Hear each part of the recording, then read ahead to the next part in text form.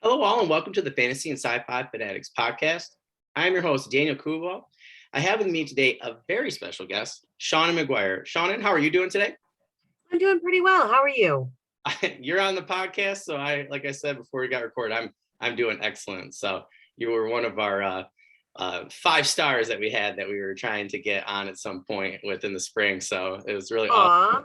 Yeah, like I said, like I went to with my buddy last night out to dinner, and we had about an hour conversation about your books, and we kind of retooled a little bit what our summer reading list is going to be based off of your novels. So I'm really excited. I haven't read any yet, and he's given a few to me for my birthday and things and Christmas. So he was like, "Can you just wait?" Because he wants to do a reread of a few of yours. So I was like, "I'll wait, but I'm not going to wait too long." So I'm really excited for the spring to get here in April and start those buddy reads with him. So, but I'm anxious to to learn more about your writing style and your background.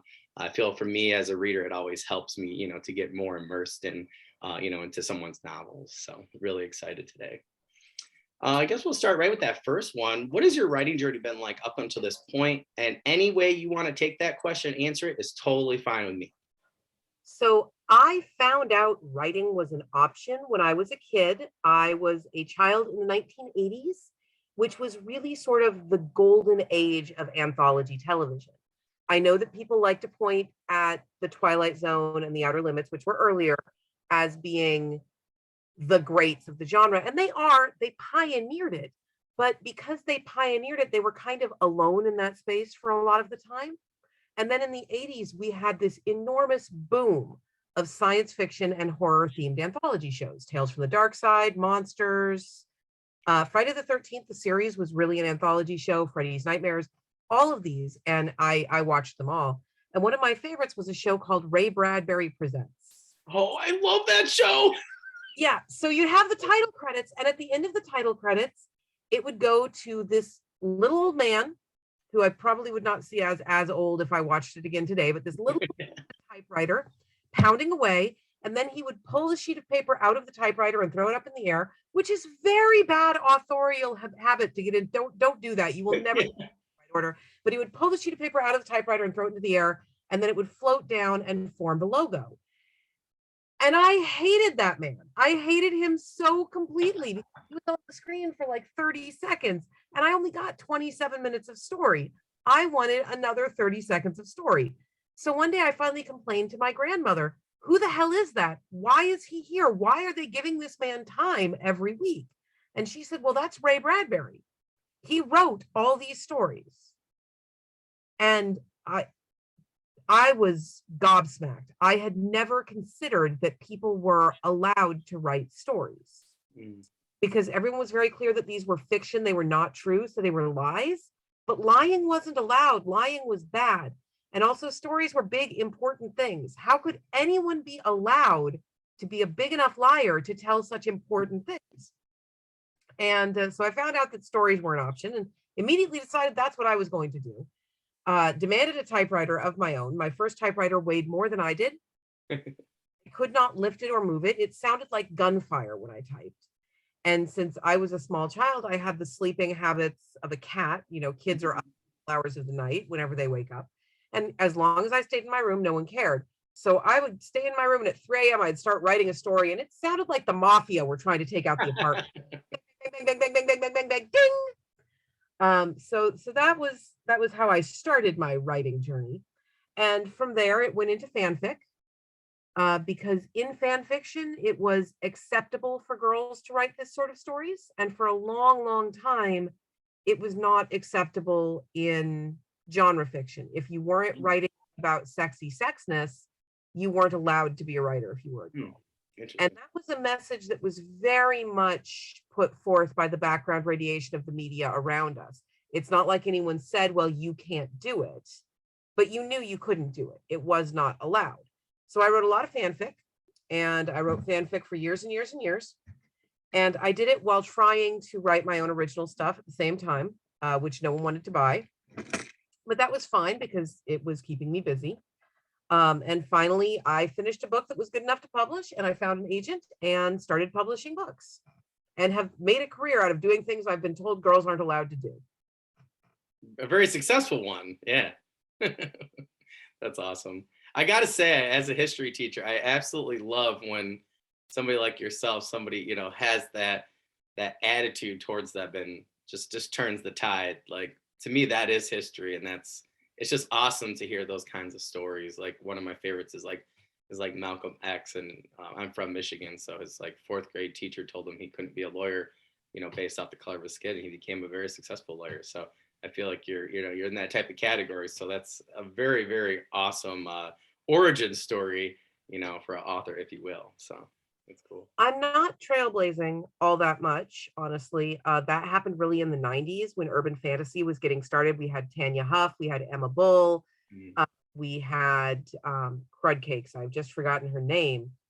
Anne Crispin, Mm. Jan Hagen, all of these women were coming out and Melinda Snodgrass were coming out and were getting their stories onto shelves. And that pride opened the space for people like me. And that was important because I don't want to be a bellwether. I don't want to be the one that is making the changes. I want to be part of a group. I don't like being alone. Mm. Smurfette is not a fun place to live. Yeah, yeah. So it's good. It's a good time. It's interesting that you mentioned that too, with those particular, by the way, great authors. And I had talked to a couple of older authors, for instance, in the African American community, who were trailblazing, but they had mentioned, like people who came after them who really changed, their community within the genre.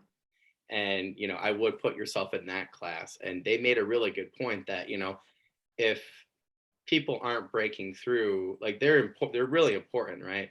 But you also really need that secondary generation in there, to Oh, really, you do. really root it down. And and I thought that he made a really good point there. So I would definitely put you in that category. Thank you. In particular. So and I've talked to a couple people recently, about your novels in particular, with horror and urban fantasy, and they definitely have that respect for you, in terms of that. And I feel like, I just asked my, because that was an interesting concept that he brought up to me, because I'd never heard anybody say that before.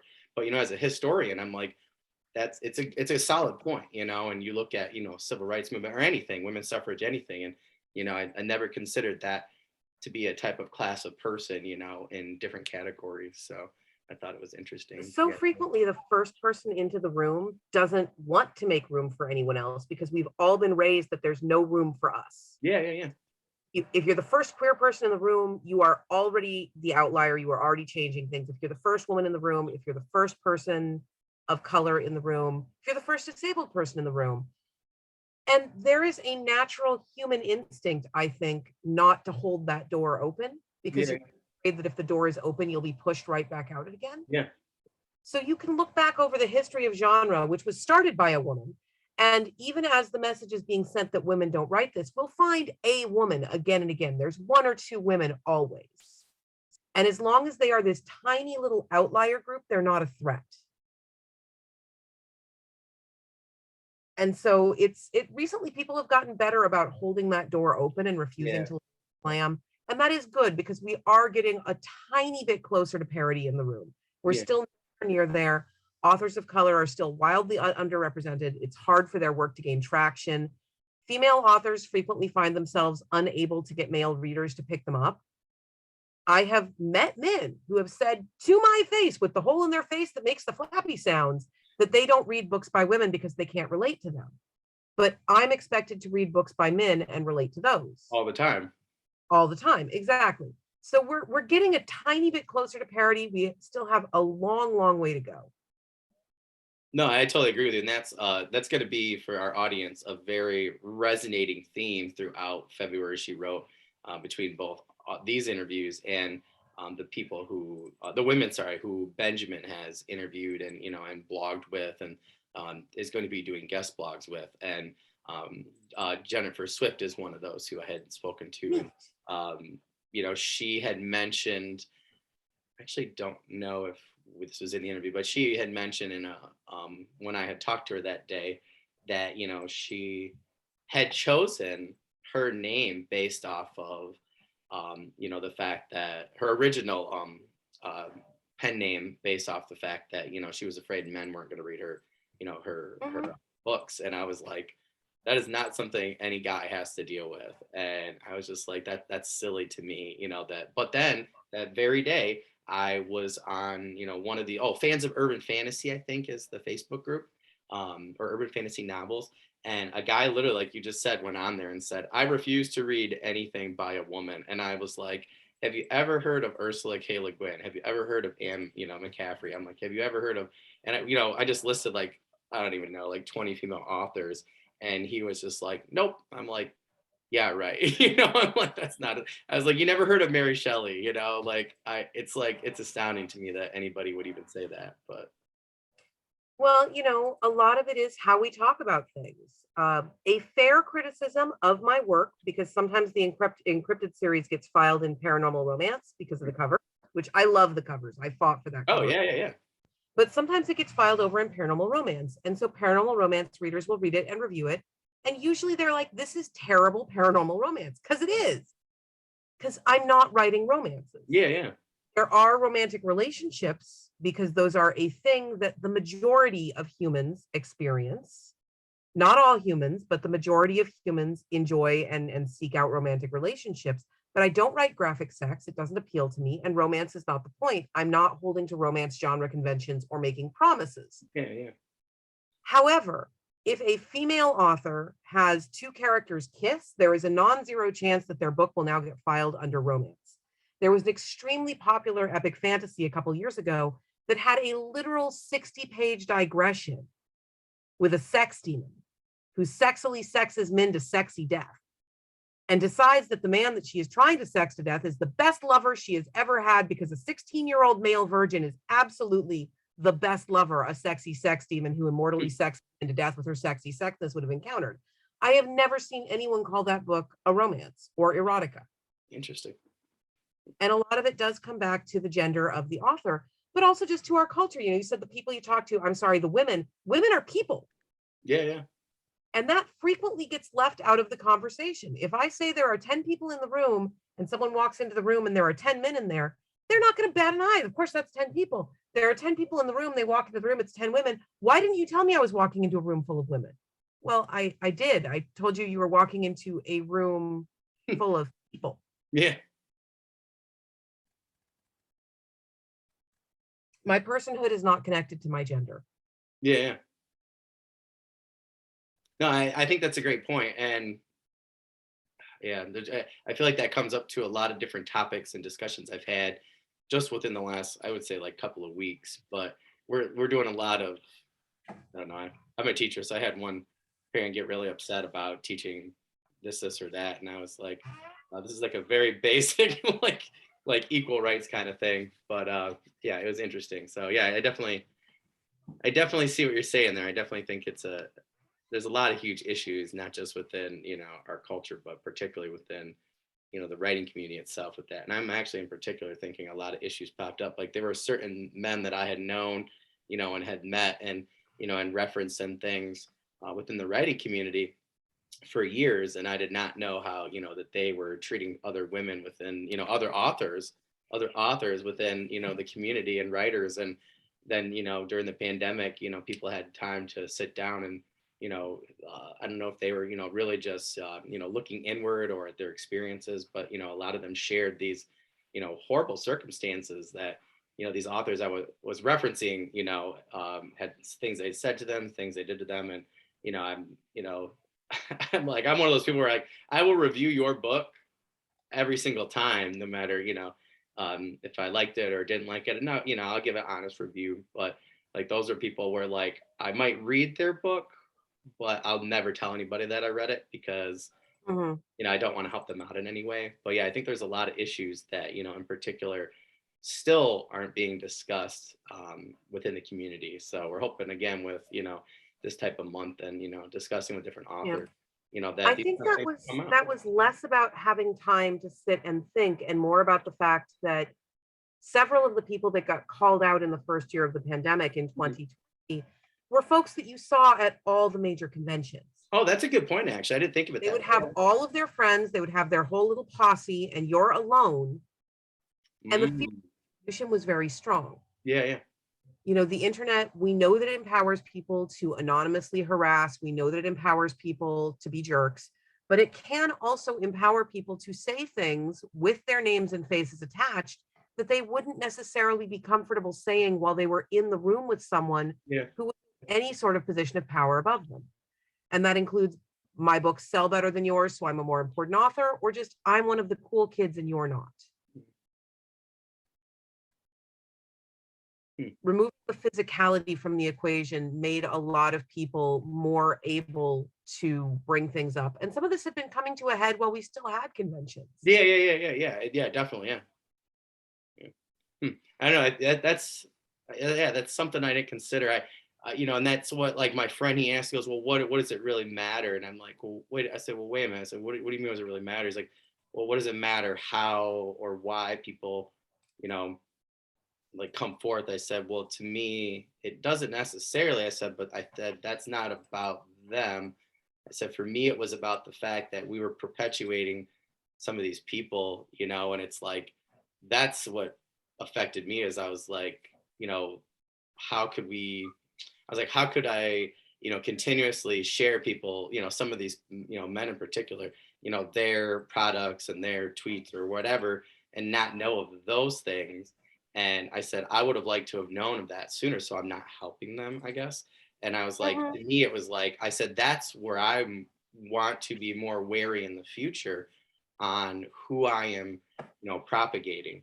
But yeah, you make a really good Right. point there that I not considered. But yeah, I had a lot of discussions with a lot of male authors in particular in the community the last 2 years. I'm like, like, what can we do to be, to be better friends, even, better friends, coworkers, to be a better community. I think if you're not asking yourself that, and I think that's really where I would like to, the February she wrote that Benjamin Blackmore came up with, because it's like, it's just hopefully just something small that we can do to, shed some light on just great authors even, and, it's just a shame that people do that, like you said, some people don't use this for the right thing.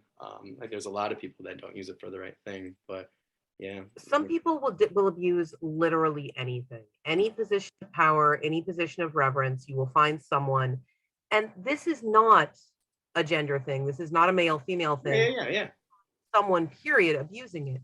yeah, Now, when it comes to, oh, I couldn't control myself, sexual harassment in communities, that is more frequently perpetrated by men. And I think that's a cultural thing rather than anything innate. You know, when you're taught that that is an okay way to behave and that women are there to be consumed, you are a lot more likely to behave in that manner.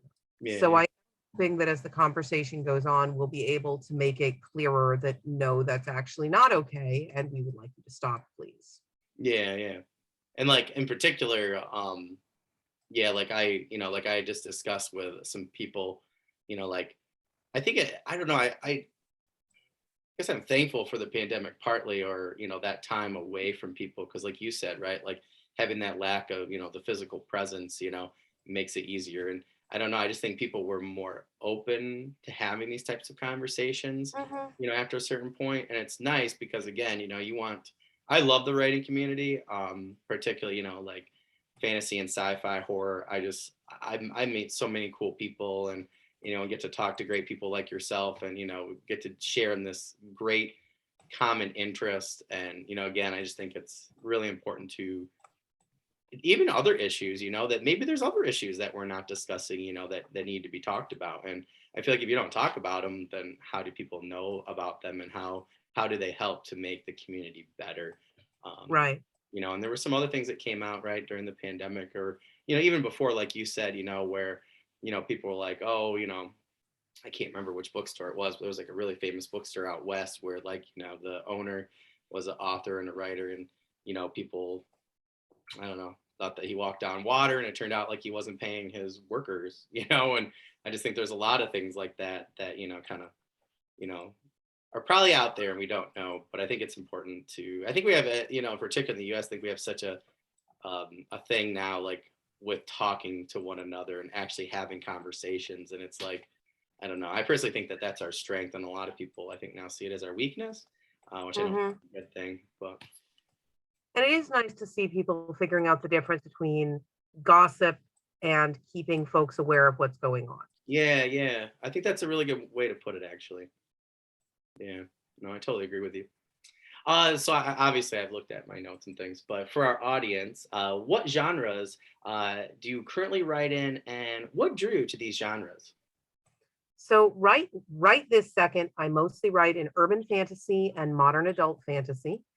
And what drew me to those genres was growing up loving them. My modern adult fantasy is also considered portal fantasy, which is a subgenre of fantasy that is closely connected to isekai out of Japan, but is not the same.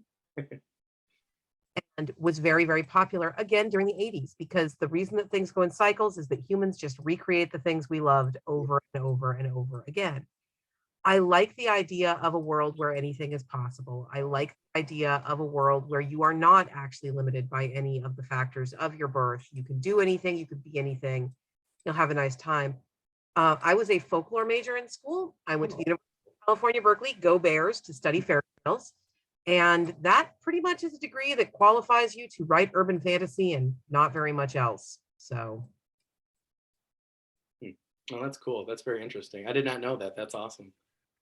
I do like what you said there, though, about, where that, the characters, or, the people you're writing about aren't restricted by their births. I actually, too, like those kinds of fantasies where, you literally can just do anything. And, who you are really depends on your actions rather than, what's happened to you necessarily. I think it's a really important message, particularly. And I do think that's actually part of why we're seeing such a strong movement away from chosen one narratives. Yeah. If you're the chosen one, the only thing that matters about you is the circumstances of your birth. That's a great point that I had not considered. And I don't know, a friend of mine I talked recently, Scott Oden and I talked, and I think it was our first or second interview, and we had discussed that chosen one narrative. And it's like, I feel like, and Brandon Sampson made a good point in his online lectures too. I just think that, they've been around for so long, and and like you said, right, some people might still really enjoy those. But yeah, I definitely like what was it, the Last Jedi sort of thing, right? That like anybody can be a Jedi. You don't have to be the chosen one. You don't have to be Luke Skywalker. Like you can just be a Rey, or a Finn, or somebody like that. So yeah, that's actually really. And I do enjoy a good chosen one. Saying that we're moving culturally away from them is not the same as saying, oh, they're dead forever. Yeah. No, totally. And like you said, everything goes in cycles too. So. Oh yeah.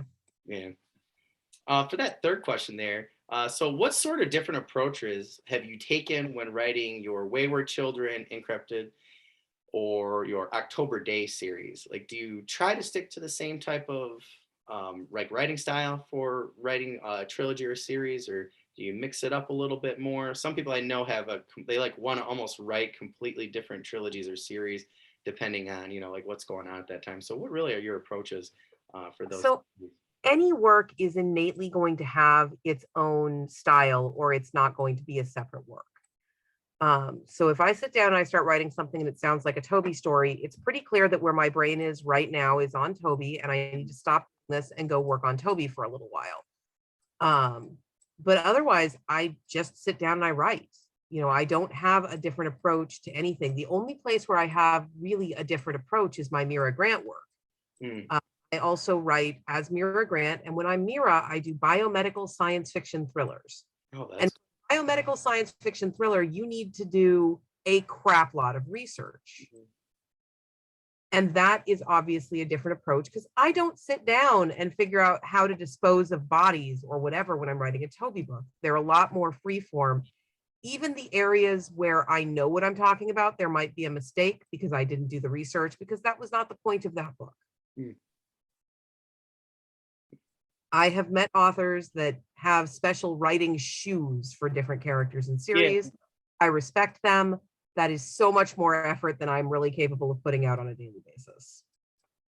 I feel like that's fair. I talked to one author and I'm like, they tried explaining their process for me, and I was like, so you're basically going into your closet and putting together an entirely different outfit that fits that persona, and then putting that on, and then waiting a little while for it to sink in. To sink in, and then you're writing. I'm like, I can't do that. I'm like, I feel like I have to maybe I'll be able to do it later. I don't know, but each to their own. But yeah, I was just like, okay, that's it's definitely Yeah. interesting. It worked for them, but I don't think it works for me. Yeah, whatever works for you is the right way Yeah. to my most commonly given and I think only true piece of writing advice is that 99% of writing advice is bullshit. Yeah, yeah, yeah. It really If is. it doesn't work for you, it's bad advice. Yeah. It's like clothes that don't fit, right? Like, why would you try to put on clothes that don't fit, or that you don't find flattering, or like, Exactly. Just because it was cute on somebody else, that doesn't mean you have to wear it. yeah, yeah, You yeah. know, I think that if you want to be a writer, you have to read. I've met people that are like, oh, when I never read when I'm writing, and I find them a little confusing and kind of terrifying. Like, okay, how refill brain if no read? Yeah, yeah, yeah. But I think you have to read. I think the only really real thing that is honestly universally true though is that 99% of writing advice is going to be bullshit. Yeah, yeah. No, totally. Like, I mean, no offense to anybody.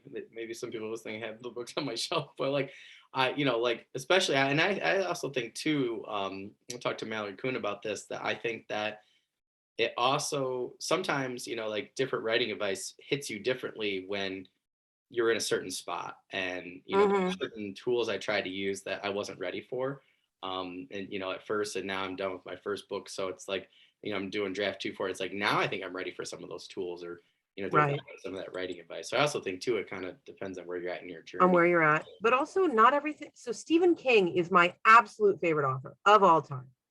I have been reading Stephen King since I was 9 years old, which is far too young to be reading Stephen King and should have been talked to.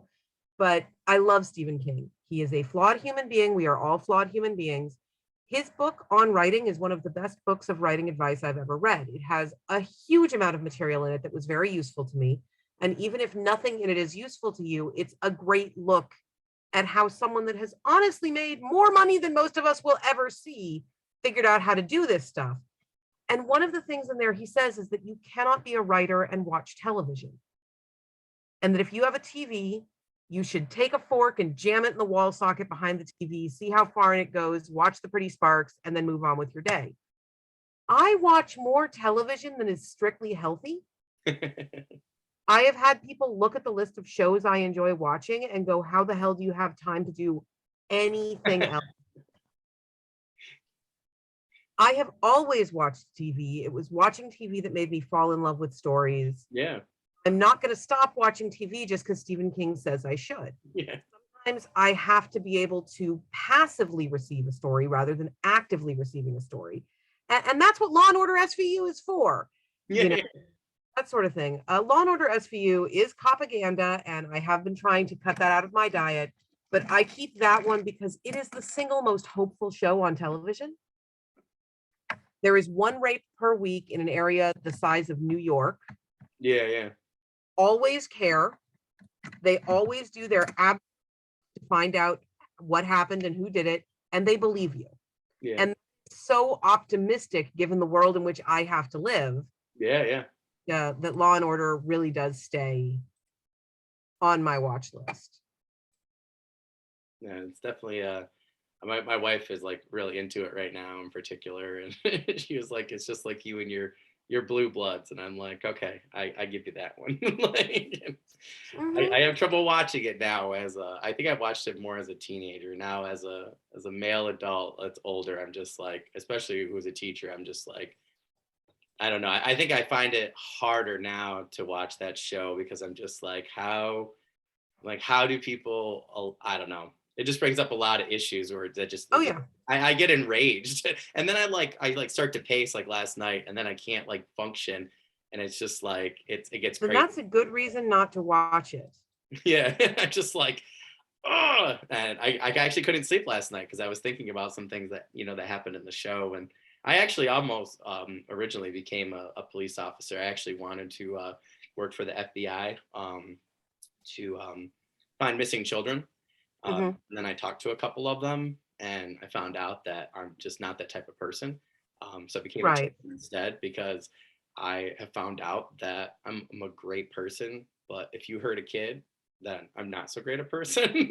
Right. So, we don't need Good choices. yeah, we don't need any more Dexters out there, So I decided to try and go on the other side and help them ahead of time, and keep track of them and make sure they're doing okay. But yeah, I think that it's hard, because then it's like I think those kind of shows, like, and I watched a couple too, like, oh, I forget what it was, but it was kind of like the job I was originally wanting to do for the FBI and stuff, and I just couldn't watch it because I was just like, it just made my mind whirl. And yeah, but yeah, I totally agree with you though. Like you said, like reading certain, like reading refills you. I found with the pandemic that reading's harder for me, and I know it's because we're asked to do a lot more than ever, and I'm just really burned out. But like, for instance, I've been watching a lot of Castle. That's been helping me out. I love the Book of Boba Fett. Legend of Vox Machina was absolutely amazing. I watched the first 3 episodes last night. I really like the Masters of the Universe. Anything Masters of the Universe related, I'll watch. I really like the new one, Revelations, because Tika is just like one of the coolest characters now of all time, rather than being like a damsel in distress or some horrible cliche. And she's just been awesome. She's got a cool partner and stuff. And that one did a lot of really cool things recently. But yeah, I agree with you. I really like TV. I find a lot of times that if I'm stuck on things, reading wise or writing wise, that if I watch a certain show, it helps push me in, into a certain direction. So Yeah, if you just let your brain kind of go on to screensaver mode for a while, it can work through things without consulting you. yeah. And that can be really, really useful. So I will not say that anyone should listen to everything anyone says, myself included. Grain of salt. That's what my friend always says. Grain of salt. Mhm. For that fourth one, but what is one thing that you've learned from writing a series that you wish you had known before you started? That wikis were going to become ubiquitous and easy to edit. So when you're a reader and you notice that a character's middle name has changed, that stands out. Oh my God, how careless must the author have been? Why were they not thinking of that? Oh my God. And you make note and you move on. When you're an author, if a character's middle name has changed, it's not because you didn't care. It's because you are holding 900 people in your head all the fucking time. And their continuity of existence depends entirely on you remembering what they like to eat for breakfast. It's so true. Every book in a series locks down something else that you are not allowed to change. People say that they want growth, they want characters to develop, but they don't want them to develop past a certain point. Yeah. Even when they get mad at you for recapping too much, they still want you to remind them what every character looks like in every book. When I am describing my education, I will use the same phrase over and over again. When I'm describing myself or my D&D characters, I use the same phrase. Humans work in sound bites. They are so appealing to us because that is literally how our brains come together. So if you ask me to describe you and I described you, the odds are good that the second time I describe you, unless you have done something to piss me off, it will be the exact same. And it won't be because I wrote it down and memorized it. It's because that is what I think when I look at you. So that is what I say.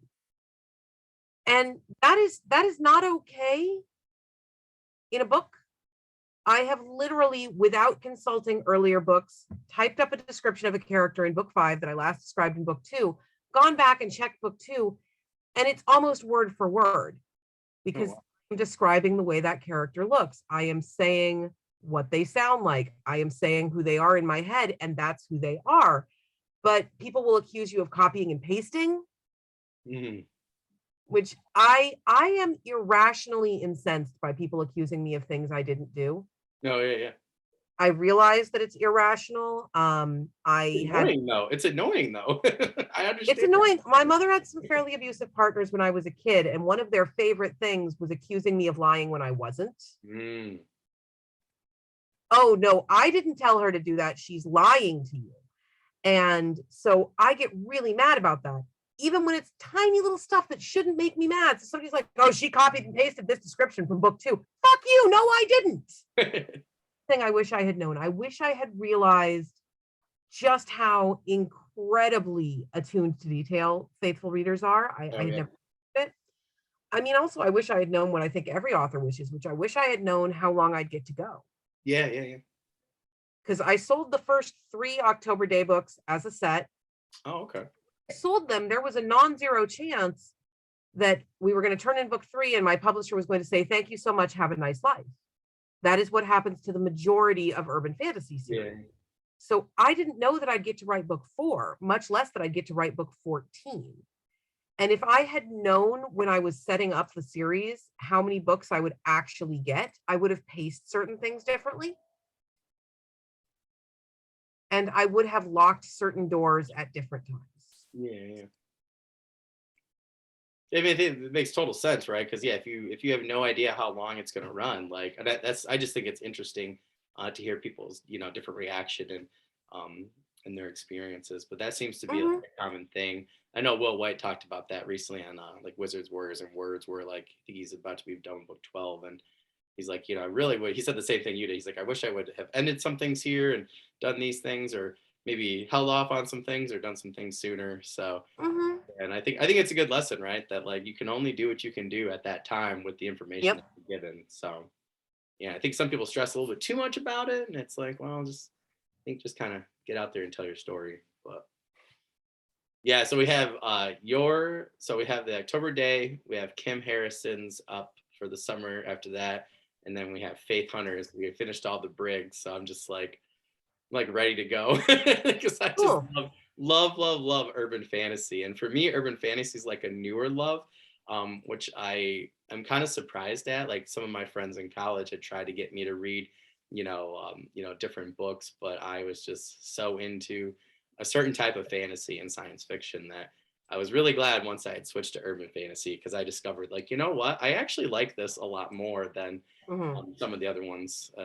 We just lost a couple of fans, I think, there for the podcast, but I do love urban fantasy. I think you get, really cool modern day issues, settings, and you just get so much history and culture, and you get to learn, as I think it's because I'm a historian, I'm a history teacher, and I love learning different histories. And I think you just get so much cool stuff in there, and, great authors like yourself are researching different things and throwing really cool things together. And it, just really makes you wonder, like, what our world is really like, and are you actually seeing the whole thing, or are there hidden parts that you actually don't get to see? So I just think it ends up making the everyday world that much more exciting, I guess, for me. So fantasy is this. I argue fairly regularly that urban fantasy, for all that in its current form, it is a very new genre.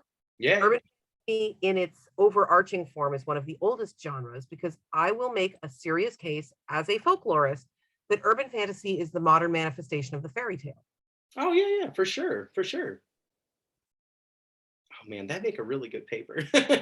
Oh yeah, it would. I would read that book. I would read. But I'm not an academic anymore. Yeah. Lies for money now. That's fair.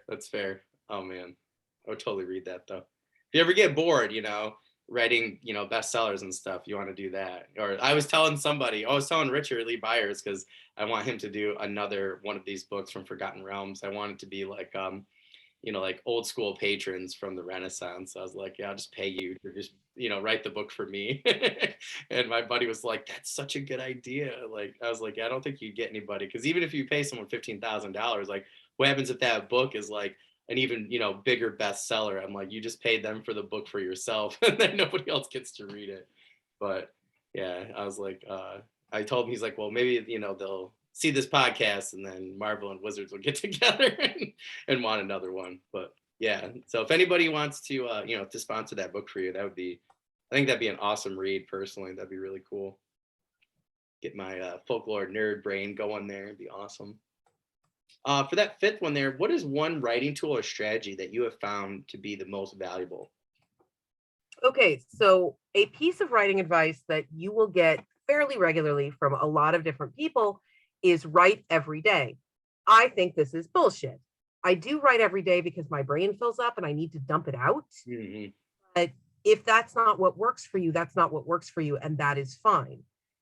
If you want to make writing a job, however, if this is your goal is to be a full-time author, that's what you want to do, you need to figure out how many days per week you can write and stay sane, and how much you need to write per day. Do you measure it in words? Do you measure it in pages? Everybody's got something different.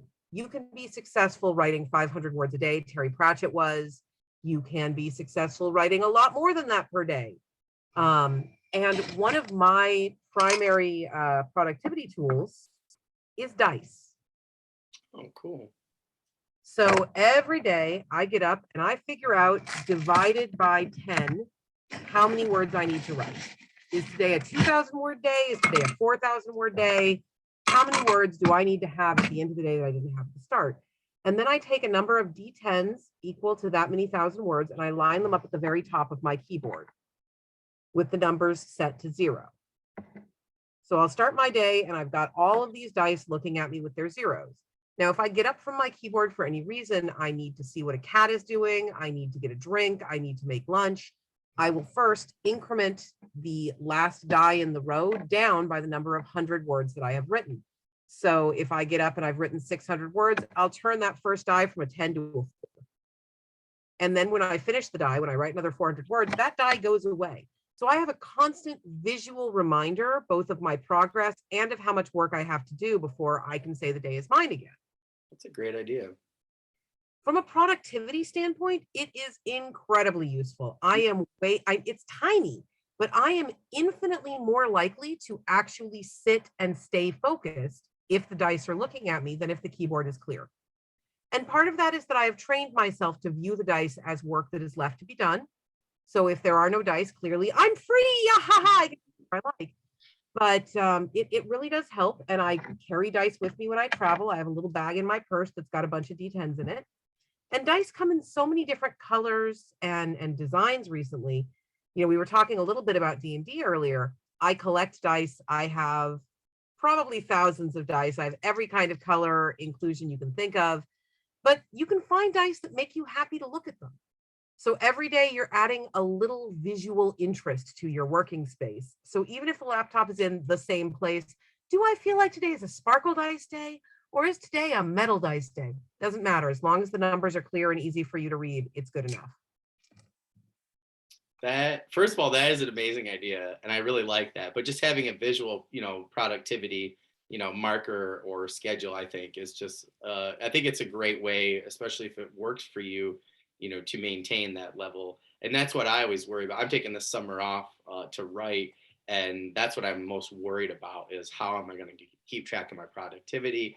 How am I going to, because a lot of people I talk to who take their first summer off to write, a lot of teachers I know that are authors, they don't get a lot done the first, they chill around for the first 2 weeks. That third week, they start to stress, they get a little done. Then all of a sudden they only have like 2.5 weeks to write before the school year starts again. So I think that is actually a really good tool.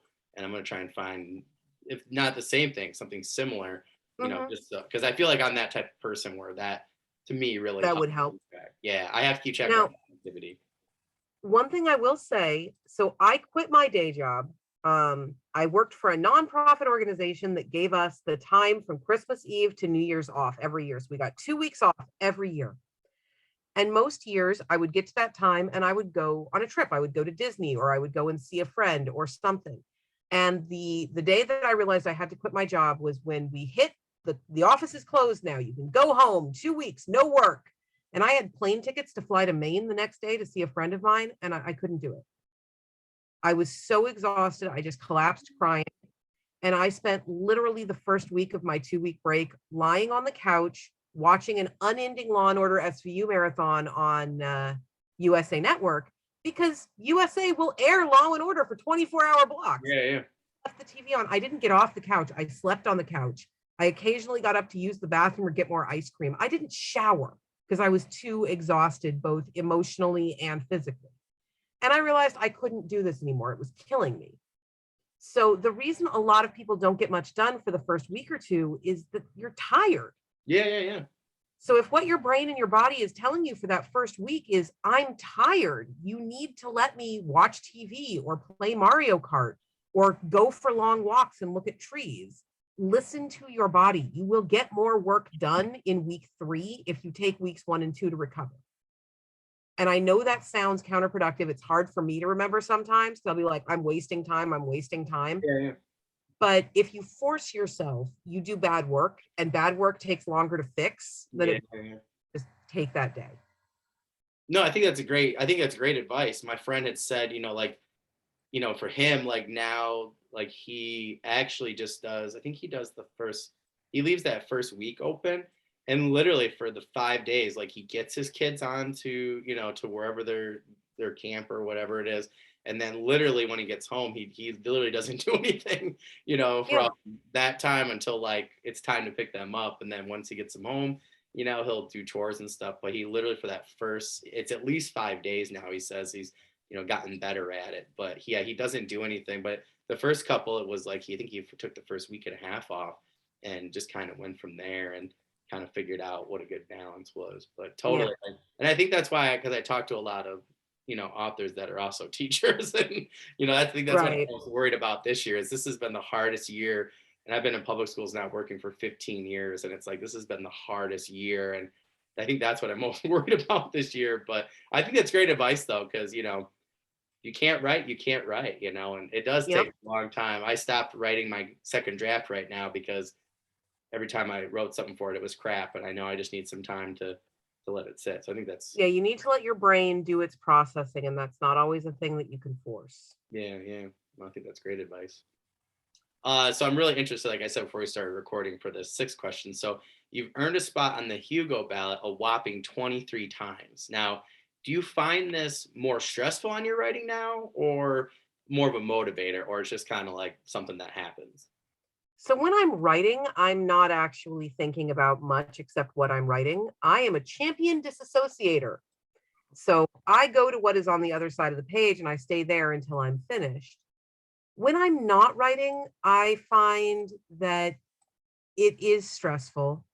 I've been nominated a whopping 23 times. I've won once. Technically, I've won 3 times because the podcast I was part of won twice. Oh, but I've won once. And because I show up on the ballot so often, people tend to go, oh, Shannon's won. It's someone else's turn now. You know, oh, Shannon's on the ballot 3 times. I'm sure she'll win one of them. I just won't vote for her in this category. And I people exist because sometimes they apologize to me when I didn't win, which is like, I don't want to know you didn't vote for me. Yeah. It's okay that you didn't vote for me. Vote for who you want. But please don't come up to me afterward and go, I was so sure you were going to win that I voted for X. I find it very stressful because I have been nominated more times in a 10-year period than anyone else ever. Yeah. People were calling me the usual suspects in my 2nd year of eligibility, which was not great for my ego.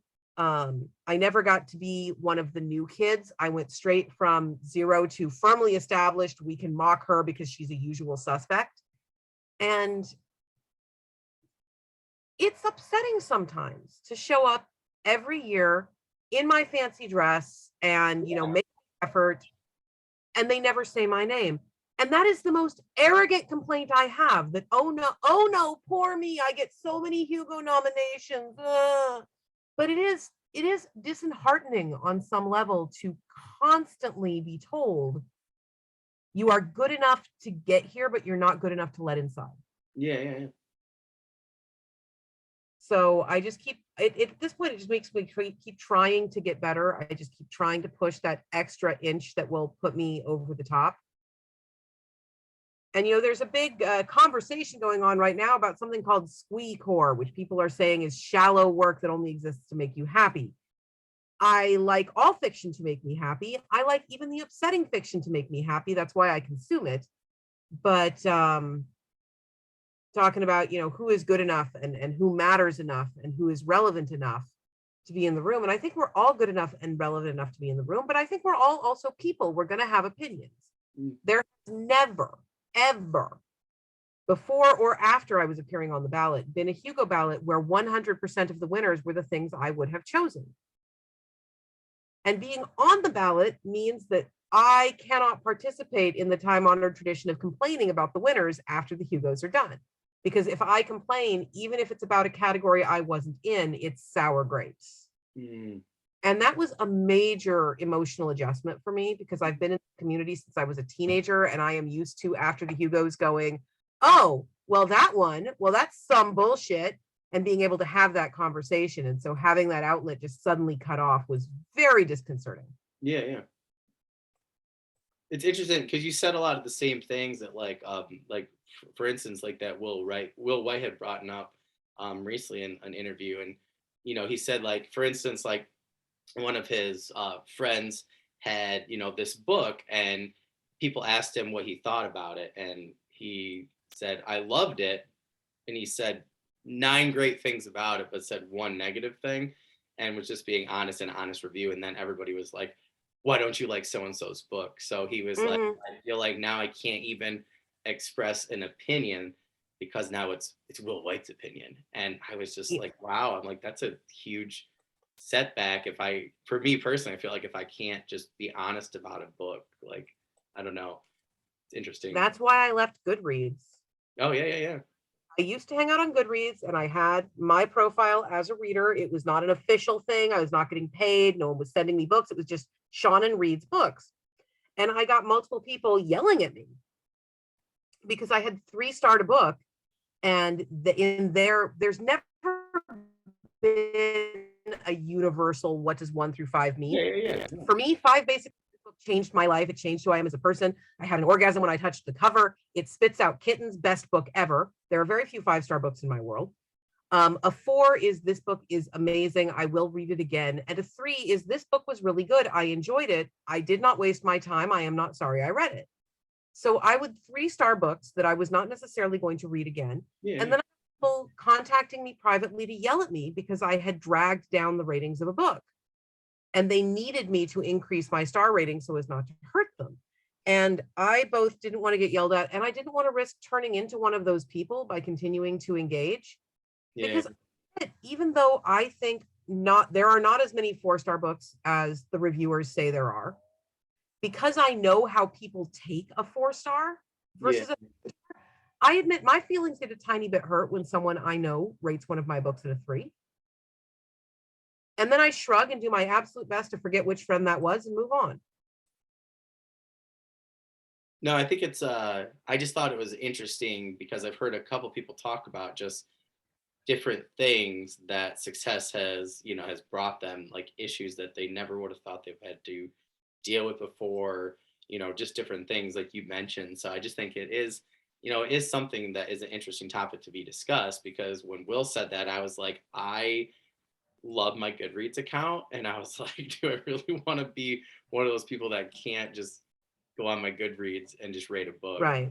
It also just seems really silly to me that people are messaging you, about like for me, again, a 3-star. I like, if it's a book I liked, it's 3 stars. If it's a book I really enjoyed, I'll do 4. If it's like you said, like a book that spits kittens, then I'll do 5. I haven't had a lot of 5 lately. I have personally read a lot of good, like amazing books that I thought were 4s.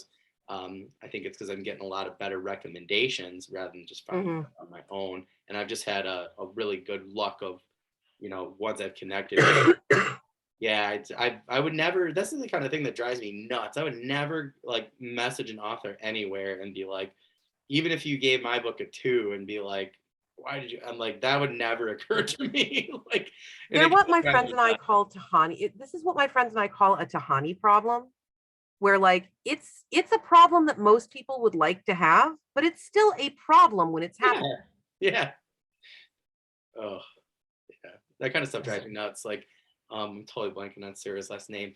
But my friends with her, and she's editing different books, and she said like one guy messaged her, and it's a time difference. There's a 14-hour time difference. So the guy messages her like his book or an excerpt or something, which you shouldn't do on Facebook anyway. Yeah, no, you should not. I would never do that. And then, she hasn't responded in 8 hours. So he just like starts messaging. And then by the end, he's like all these expletives, and like, I just woke up. Like, and she's got like just messages and messages. And I'm just like, oh my gosh, I would never do that. Yeah, I think I saw that on Twitter, actually. Yeah, it was crazy. That guy was a beautiful what not to do illustration. Yeah, literally. Yep. Like you could literally like one of my friends messaged me, like a mutual, and he was like, do you think that was real? Or things. I was like, I do think it's sadly real. Yes, I do. Yes.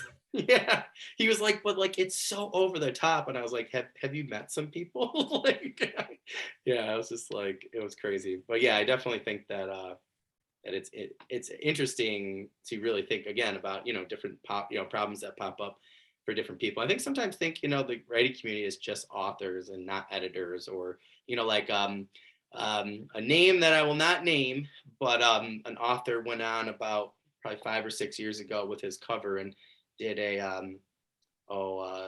I'll give a free signed copy of this book if you guys can give me the best, worst explanation of this book cover. And the artist I had known on Facebook and Twitter, and that was their first major piece of art for, I believe it was Tor. It was just like, seriously, like, this is how somebody is going to act towards somebody that, I consider part of the community. So Yeah. Kind of crazy at times, but People get weird. And even when we understand that we share a community, it can be easy to forget that for short periods of time. You also wind up running into issues like, there was a big thing going around Twitter a couple months ago of, please be kind to editors and agents. They are experiencing global trauma, so they're slow right now. And I'm like, on the one hand, yes, we should all be kind to everyone because we are all experiencing global trauma. On the other hand, is global trauma giving me an extension on my deadline? Yeah, no. Because if global trauma is not giving me an extension on my deadline, I would like global trauma to give me my edits when it said I was going to get them. Yeah. And that is not me trying to be nasty. That's just, I have to get this book finished and turned in on time. Yeah. Well, and I think a thing too is like people, like, don't understand is like for instance, like, I woke up today, I didn't really feel the best, I'm exhausted, and I'm announcing games, I'm coaching. I had 2 practices I was supposed to run today, and I just said to, I private messaged them on our school app. I'm like, I'm not going to make it. I'm like, if people want their grades done on time, tomorrow, and I'm going to be observed. I'm like, I made an agreement to do these things, and like, these other things are extra, and I really have to not do those things. And, it's like, but I consider the things that I'm contracted to do, I have to get those things done. And I just think that if you are going to be part of this community and you are going to say that, I'm going to do this thing on XYZ date, like, it really needs to be done. Obviously things happen, but at the same time, I think you have to have the same expectations for everybody, and I definitely agree with you. I had some author friends that, had messaged me and are like, same thing, like, I have deadlines coming up, like, some people hadn't, gotten COVID even, and still gotten stuff in there on time. So yeah, it's definitely an interesting time. That's for sure. Yep. But I think if people forget at the same time that, everybody is in the same boat for the most part. But And that everybody's human. Prior to that's COVID, the biggest one. Yeah, biggest lesson, right?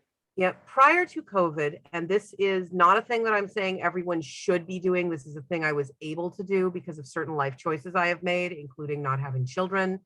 But prior to COVID, I made an effort to go to New York once a year minimum and visit my publishers. And I found that it did make a difference in how enthusiastic they were about marketing my books and working with me, because they remembered I was a person. Yeah. I wasn't just one more name on the list of authors. I was that nice girl who brought in donuts, and that is not a thing that is required or that everyone can just do. And I know that, and I understand the privilege inherent in saying that that's a thing that I liked to do. But forgetting that people are human when you never see them is far too easy. Yeah. And I feel like we've all been isolated from each other for just long enough now that we're not people anymore. We are noise generators on Twitter. Yeah. Or pictures on Twitter. Yeah. Well, it's like a couple people I always wanted, like, I've responded to on, I usually try not to say anything, but like, there are some people that just, like you said, just forget that people are human. And there were a couple just situations that popped up recently, and I'm just like, I responded. I'm like, seriously? I'm like, you're gonna, like, take somebody, I don't know. I just saw somebody who went on and ripped one of my author friends, and it wasn't necessarily anything it wasn't anything about their book. It wasn't anything about their writing style.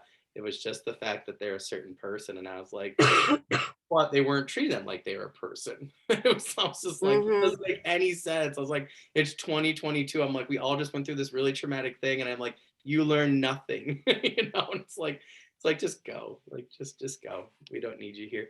But yeah, it's definitely. I think that's the biggest thing is, we're all human, and that's why I like doing podcasts personally, because it really makes like I followed you for a while on on Twitter, and again, like you said, right, it makes that person a person rather than and I like to present that to people too on like our channel and stuff, is that these authors are people, like not that you shouldn't rate a book or whatever, like every author needs ratings, but also just like you were saying, remember there's a human in there. Yeah, there's a human there, like just at the core concept, like please just treat. Yeah, I did a Magic the Gathering podcast late last year. I hate January because you always wind up talking about last year like it was forever ago, and it was 2 weeks ago. But I did a Magic the Gathering podcast last year, and it was scheduled at my dinner time. So when the podcaster came on the camera, I was still eating dinner, which was an acorn squash. And I had dropped my fork and was too lazy to go to the kitchen and get another fork. So the first thing he saw of me was me eating an acorn squash with my fingers. Believe me, he knows I'm human. Man, now I'm hungry. Acorn squash sounds so good. That's like one of my favorite vegetables. Acorn squash is one of my favorite things. I like to cut them in half in the in the fall and then roast them. Yeah, just roast them. Oh my gosh. My wife's like, "What are you cooking?" I'm like, "An acorn squash." Like, I guess I'm from Michigan. I didn't know that like New Yorkers like didn't eat acorn squash apparently. But so this last year, I discovered bougie acorn squash. Okay. There are varieties of acorn squash. I did not know this. Right? You've got the standard green that you get in the grocery store that kind of orange sometimes. And then you have sweet dumplings, and sweet dumplings taste like pumpkin pie. Oh, that's interesting. Yeah, it's ridiculous. Like just mind-blowing acorn squash. Yeah. Huh. I definitely have to check that out. We used to grow like acorn squash like in my parents' garden, and I would just love it because like you'd be done, and then it's like you'd have like 30 of them, and you got to cook them. So we would literally cook them up like every Sunday night, and just we chop them in half. My dad he's a great cook, so he'd do all sorts of different stuff or bake them, and yeah, I love acorn squash. People thought it was so weird when I got here, and I'm like, that's my fall thing. They're like, you eat that? I'm like, you guys eat some weird stuff around here in Long Island and stuff. I'm like, you think it's weird to eat a squash? Like, yeah, just like, yeah, it's interesting. Yeah, I love acorn squash. Yay. Yeah, for that 7th one there, I really loved when I was looking at your website that you were doing an autobiographical web comic. So can you tell us a little bit about With Friends Like These? Sounds really cool. So my friends and I are ridiculous people, and several years ago, oh God, way too many years ago to think about because time is linear and I don't like it. My PA, Kate, said, we're basically a walking web comic. And so I started drawing the web comic that was us just being, messing about. And there is a small archive of it on my website. They are very small. Unfortunately, I can't make bigger versions of most of those because I have long since sold the originals. And it's my irregularly posted autobiographical web comic. That is really cool. Thinking I'm going to get back to it, but I'm not. Yeah. I just thought that was such a cool concept. Like I know, like I have Emily Inkpen coming on next weekend, and she they just sold her and a couple friends. I think there's 2 friends co-wrote it with her a web drama. So for me, I always like hearing just different things like that. And web comics, I always love web comics. Oh yeah, Elite was a great one from back in the day that introduced me to web comics, and I'm a huge comics fan. So when I saw that on your website, I was like, that's really cool. So yeah, I still have my list of daily web comics. Oh, that's cool. Are they still on your website then? Oh, With Friends Like These is on my website. Oh, cool. I didn't have a chance to click on it. I have the list of comics that I read daily. Oh, that's cool. What are some of your favorite ones to read? I love Dumbing of Age by David Willis. Okay. He previously did Short Packed, which was a comic about toy collecting, which is something that he and I both do and that we bonded over. I love Something Positive and have been reading it the entire time it's been going, and that comic is eternal at this point. I love Girl Genius. Oh, that's a good one. And then getting a little bit raunchier, Ogloff is some of the best work going on in webcomics today. It is frequently pornographic, so I don't recommend it for everyone. Yeah. Freaking hilarious. Yeah. One of my friends like got me into some different like ones recently, and that was one. And I was just like, there was some really great writing. I was just like, it was really funny. And I feel right? like it reminded me of ones that I originally gotten in me into webcomics. So yeah. The porn comic should not be as funny as Ogloff is, and yet. Yeah. Well, that's like I was talking to a friend of mine about, different like just different mediums and stuff. And and he made a good point. He was like, good writing is good writing, and he's like, genres are really just there just to be, helpful towards readers. And I said that's actually a really great point. So genres are there to be a menu. Yeah. There was a series that I read a couple of years ago now, which we joke about being the series with the best accidental publicity campaign ever. Before pre-pandemic, when I was in a big let's read all the pandemic fiction phase, which is a thing I go through every couple of years. And so I had gone looking for fiction about pandemics, and I found this book that had plague in the title and was supposed to be about this horrible global pandemic and everybody died. And oh my God, it's so tragic. And so I'm like, yes, that is exactly 100% what I am looking for. Yeah. Sign. So I bought the book, and it's not about a plague at all. It's not about a pandemic at all. It's about an alien invasion. Now, I went back about a year later and reread it as an alien invasion book because I picked up the other two in the trilogy and I wanted to finish it. And as an alien invasion book, it's great. It's suspenseful. It's gripping. It's surprising. As a pandemic book, it's bullshit. Yeah. Because it was sold to me as a pandemic book, because my expectations were set for a pandemic book. My first read of the book was, this is terrible. It's the Vegemite problem. Yeah. Americans very frequently hate Vegemite because when you hand an American a piece of bread with something brown smeared on it, they think peanut butter. Yeah. And so you bite into the bread with Vegemite expecting sweet, and what you get is salty and umami. Even if that is a flavor you would have liked under other circumstances, you are likely to reject it for not being peanut butter, which is unfair to the Vegemite. And the way that you get around that is by setting expectations very clearly. Here is a piece of bread with Vegemite. The Vegemite is salty, okay? You are about to eat a salty thing. When you take a bite, it will be salty. And what psychologists have found is that saying it 3 times will usually get over that mental hurdle. But without it, it is rejected for being bad peanut butter. And Australians have the same issue with peanut butter. Yeah. Genre is setting that salty expectation. Genre is saying, this is what you are about to consume. You may not consciously know all of the conventions you are expecting, but they are in here. Or if they're not in here, they are knowingly and intentionally subverted in an interesting way. I think you make a great point there. Like, for instance, like for my classroom, even like I have reset the expectation from the start on exactly what we're going to teach, how we're going to teach it. And I had a parent get upset with me for coaching this year. And they were like, oh, like you said this. I go, no, I actually said this was the expectation and we followed it the whole time.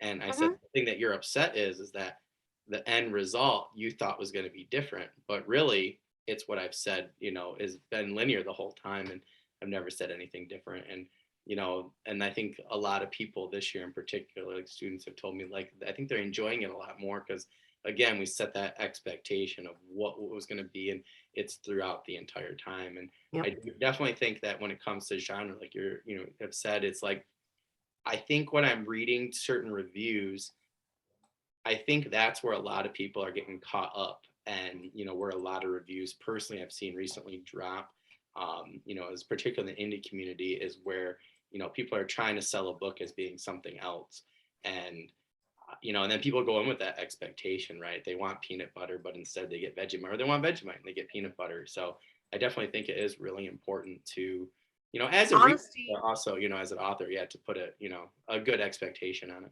Yep. Honesty is the best policy. I collect Generation 1 My Little Pony. Hey. And so I buy a lot of My Little Ponies off of eBay and Etsy and all that sort of thing, because that's where you can find them. And when I do a search on a site and say, I am looking for My Little Pony Generation 1 Mountain Boy, which is one of the groups of ponies. And what I get is 8 pages of results from Generation 4 or 8 pages of results that are adjacent. I am not buying a pony from you today. So if you tell me that your Happy Regency romance is a hard-boiled military thriller, you are not getting a book sale from me today. No, it makes total sense. Like it's funny that you brought that up because I was looking for I wanted a book of Boba Fett and I wanted a particular one, and everybody on a couple different sites was like, yeah, we have this one. I click on it, it's totally something different. And I'm like, I don't even know how you're in my search engine, I'm looking for this one company's figure in the box, and then one guy had it out of the box. I'm like, no, unopened. It literally says unopened on your site, and then you have one open. I'm like, drives me nuts when people do that. So I definitely understand, where, like I've had that happen too with plenty of books. And, I had a couple recently that I just kind of put down. I'm like, I'm sure I'll like this in a little bit now that I know what actual genre it is, instead of what genre people were trying to sell it as, or tried to sell it to me as, not even, because sometimes I think it's other readers too, are like, oh, it's a mix of this and this. And it is to them, but not necessarily to everybody. Yeah. My mistake as a reader, I guess, or, listening to those people. But yeah, sometimes I do have to force myself not to review those books because it's not fair. Yeah. No, I totally agree. And I've seen a couple reviews recently where I'm just like, I've seen authors who have, definitely sold their book wrong, but I've also seen people who, thought it was going to be something different. And I think that's where you also get into a dangerous precedent with trying to tell, people, like I've seen a lot of authors do this, particularly in indie, and some actual trad published authors do it on their website. Like, oh, my book is this and this mixed together. Well, it is from your perspective, but what if that's not the same for everybody? Or maybe they don't take your book that way. Right. I definitely think that at times it can be helpful, but I definitely think sometimes too that can be kind of a dangerous, precedent or expectation to set. Yeah. And that happens because it is expected of both indie and trad pub authors that you will figure out what are called your comp titles as part of selling the book. And that can get a little bit weird sometimes when you're trying to find comp titles for something really outside the norm. It can be a fun game. It's not necessarily my favorite fun game. Yeah, it's funny. Well, like for instance, like Michael R. Fletcher's one with like Beyond Redemption, and they like played this game on their podcast, and like somebody for one of his reviews said it was they had to guess which one of the authors it was and which book it was like of theirs, and everybody was stumped. And it was like, it's a mix between an urban fantasy and Pokemon, and like nobody knew what it was. And I was like stumped because I read a lot of the author's books and I'm like, I don't understand what this person was trying to say. And then they said it was his book, his first book, Beyond Redemption. And I'm just like, I don't think I consider that Pokemon. And we were kind of laughing in one group I was in who were listening to it. And we're like, maybe we don't know what Pokemon is, or maybe that person has never played or watched Pokemon before. But it was interesting though, is like bringing up expectation. But yeah, it gets interesting after a while. And I do agree with you. There's a lot of trad published authors who I've seen probably like right before the pandemic. I think it was really popular, to do that. That was when I believe Maleficent 7 came out right about that time with Cameron Johnson, and where he's got a mix between the fairy tale villains and the Magnificent Seven, and I think that worked really well because I think he did a really good job for pulling those from those two things and putting them together. But I definitely think there was a huge push for that about 2 or 3 years ago, and I think it's hard at times because not everybody follows that type of thinking, so it makes it hard for expectations. For that last one, I'm really interested now in your answer for this last one. You mentioned a couple of genres and different things that have influenced you, but who are 3 authors or writers who have most influenced your writing style? Stephen King, I don't think that that's really arguable in any way, shape, or form. You can see the echoes of him through everything I do, including what some people call my tragic inability to write a satisfying ending. I do my best. Peter Beagle. He wrote The Last Unicorn. Yeah. And there's that game that people play where they're like, oh, if you could forget anything that you have loved, just delete it from your mind. Eternal sunshine of the spotless mind yourself, so you could experience it again for the first time. What would it be? And I'm always very baffled by that question, because literally half of my oeuvre is in conversation with The Last Unicorn by Peter Beagle. It is me still processing through my third grade feelings about The Last Unicorn. So I don't think I could write most of my own work if I had never read that book. It's interesting. We are shaped by the things that we experience. And Yeah. I always find that question just a little horrifying. Like, who the hell would I even be if you kicked this foundational book out from underneath me? Yeah. And then probably Robin McKinley, who did a whole lot of fairy tale retellings. She's done some urban fantasy, though that is not what she is primarily known for. And she was the first person to show me, not just tell me, but actually show me in a fictional setting, that it's okay that I want to beat things to death with a hammer. I really want to interrogate stories until I am done. I want to sit down with whatever story has caught my eye, whatever monomyth or structure is currently obsessing me, and tell it and retell it until I find the angle from which it seems finished to me.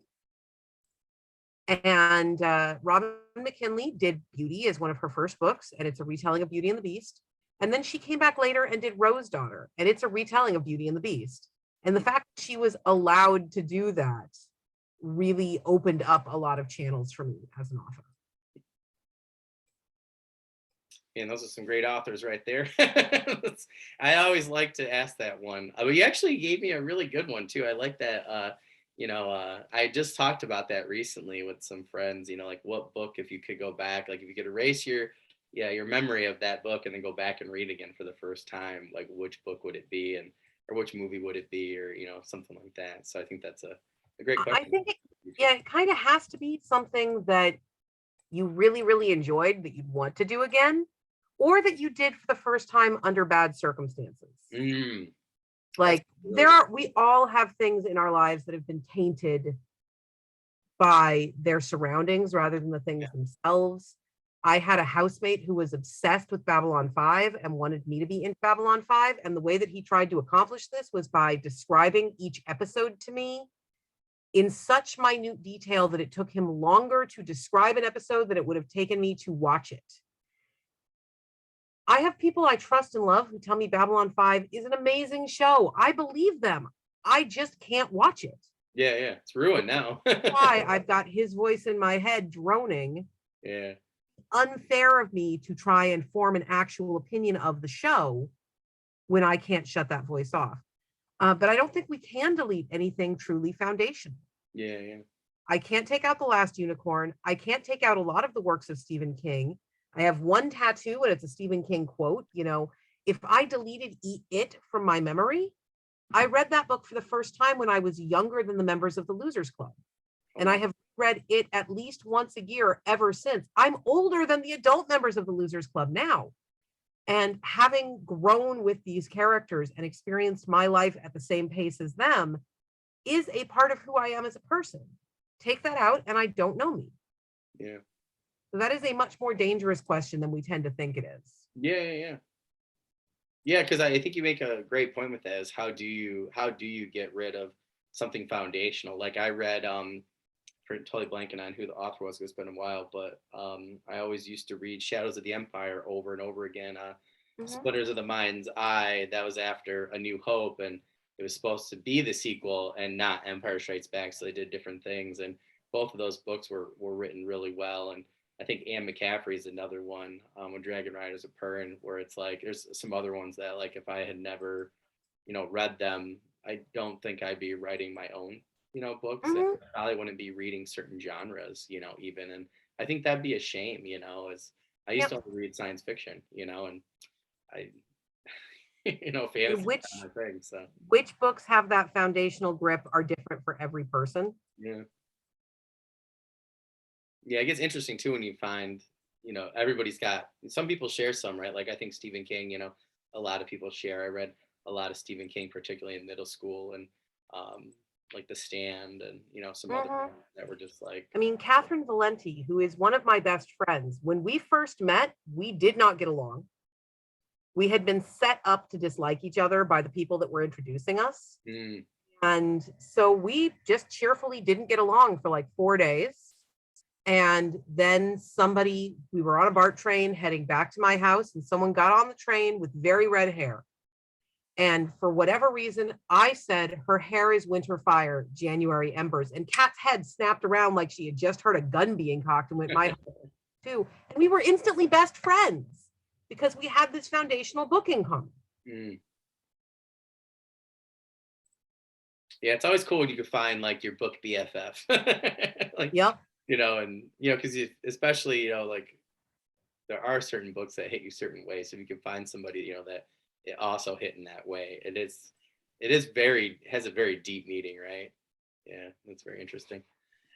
All right, well, again, I really want to thank you for coming on, and it's so funny that you mentioned your dice obsession, because my book club bud and I, he's always teasing me about the fact that I buy too many dice, and there is no such thing. And thank you. So I'm going to tell him that now. Tell him he is a foolish man. There is no such thing as too many dice. When you were saying that, I was trying not to burst out laughing, because I was like, the first thing I'm going to do once we get done with this is I'm going to text him that you also have a dice obsession, and now he can back off. So it's just so funny to me. I have 2 full-sized card catalogs full of dice. Oh, that's awesome. That's awesome. That's not all my dice. Also, be sure to tell him that Dice Envy currently has a sale on mystery dice sets. It's $5.99 for one of their mystery dice sets of that's cool. Including one of their jumbo D20s. Absolutely brilliant. They have beautiful dice. Oh, that's awesome. Definitely have to check that out. Again, like I said, thank you so much for coming on. I was really, really happy when you got back to me, and I know everybody's really going to enjoy this interview. So as soon as we get everything, all set for it later today, I will send you the link and the calendar. Okay, great. All situated. Thank you for having me. Yeah, of course. Anytime you want to come back and chat dice, Acorn Squash, or writing, or Stephen King, you just let me know and we'll set it up. So okay, great. Awesome. Well, again, thanks you to our audience for tuning in to another episode of the Fantasy and Sci-Fi Fanatics podcast. If you have not checked out the website yet, please make sure you do. We'll have author profiles up there where you can find this link, all of our author profiles and things like that by the time this airs. So thank you again, everybody, for tuning in, and thank you so much for showing up. Have a good rest of your Sunday, okay? I look forward to talking to you soon. Thank you. Okay, bye.